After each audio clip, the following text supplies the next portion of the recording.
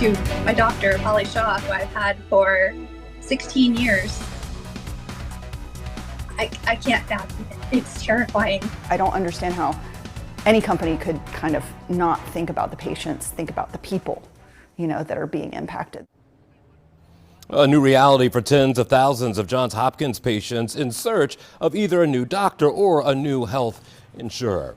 Hi everyone, I'm Jason Newton. Welcome to 11 TV Hill. This week, United Healthcare and Johns Hopkins Medicine, they made it official after months of back and forth. They have stopped contract negotiations, each entity blaming the other. Let's take you to a statement from Johns Hopkins Medicine. They're saying that United Healthcare refused to agree to a reasonable contract language, instead insisting that we agree to terms that would make it difficult for us to provide patient care. Then there's United Healthcare saying that it was Johns Hopkins that walked away from negotiations, stating in part, because we will not agree to language that allows it to refuse treatment for any member with an employer-based plan it does not want to do business with. So the question is, and many have, what does it mean for me and what should I do now? We took those questions to Maryland's insurance commissioner, and joining us now is the insurance commissioner, Marie Grant. Thank you for joining us this morning. This question is on a lot of minds, and I'm guessing your phone is ringing endlessly right now. Tell me about things at the insurance administration. Yeah, absolutely. So first of all, I think our message is that we want Marylanders to know who may be United members and not sure what's next with a Johns Hopkins provider. They do have rights under federal and state law to continue to receive care in a lot of instances for up to 90 days at in-network rates.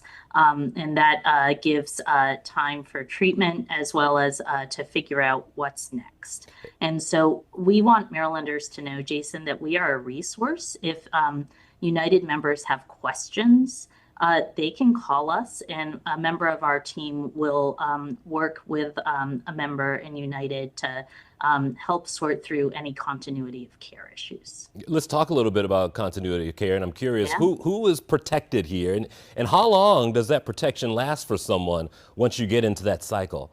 Yeah. So it protects folks who are undergoing treatment for serious and complex conditions, that are undergoing institutional or inpatient care, and that's usually hospital care, right?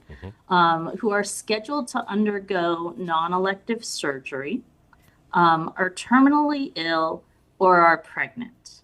And so in those cases, the continuity of care protections allow Marylanders to receive care on an in-network basis, and also providers are prohibited from balance billing in those cases, and that's up to 90 days after the contract termination. So to be clear, you have 90 days to sort of figure things out and be assured that you're covered. But after that 90 days, if you haven't made provisions, now you're sort of back in the pool again. So that's what federal and state law requires, Jason. I think one of the things that we're doing in our role is to encourage United to take a good look at those cases and make sure that they are handled appropriately. So that's the minimum required by law. But again, we continue to work with United on those issues. Speaking to a friend, and they were giving me the example that they would do, and he was saying, listen, I'll just keep going and I'll collect the bills, not pay them, and then once they sort all this out, I'll just ship my bills back to the insurer. In my mind, I thought, it ain't that easy. Is that something that's recommended for someone, or would they even be seen right now? Yeah. So that's a great question. I'm not sure that we know that these two giants are going to work this fight out, right? So I think I'm hopeful that they will. I am hopeful that they'll come back to the table. But in the meantime, I do think United members need to look at all their options, make sure they're taking care of continuity of care protections, and then looking into what's next and what's best for them and their families. I'll back you up to something else you were mentioning, the Optimum Behavioral Network. Why was it important, do you think, to make sure that that exemption is in there so that care doesn't go away? Yeah. So we wanted to make sure, we think that's gotten lost in the shuffle a little bit. This is a complicated negotiation, but there is an Optum Behavioral Network that is a separate contract between United and Johns Hopkins, and those providers remain in network with United, and we want to make sure Marylanders are aware of that. Do you remember a dispute like this one? Because it just like you said earlier, it just doesn't seem like an end is in sight right now. Do you remember one that's so complicated?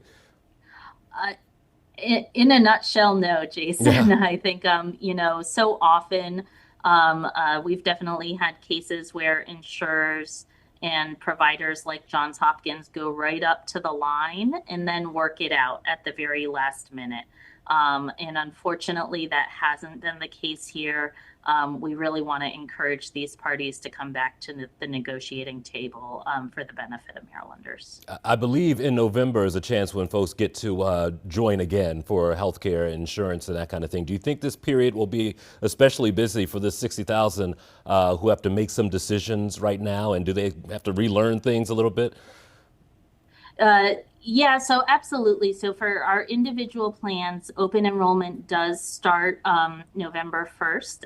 And just like every year, we want to make sure Marylanders shop, look at their options, and see what's best for them and their families in that year. But your open enrollment may depend on what kind of plan you're in, and then your choices for a plan may depend on who you work with and where you get your coverage. So. All right, let's give some folks some phone numbers or websites that they can at least do some research with you. I was on that site this morning, and it's very helpful. Where should they go if they do have some more questions after this morning? Yeah, so our website is insurance.maryland.gov, and we have a statement about United with more resources right at the top of that webpage. Or folks can call us at 1-800-492-6116, extension 2244. All right. Very helpful this morning. Marie Grant, thank you for joining us. We appreciate it. Thank you so much, Jason.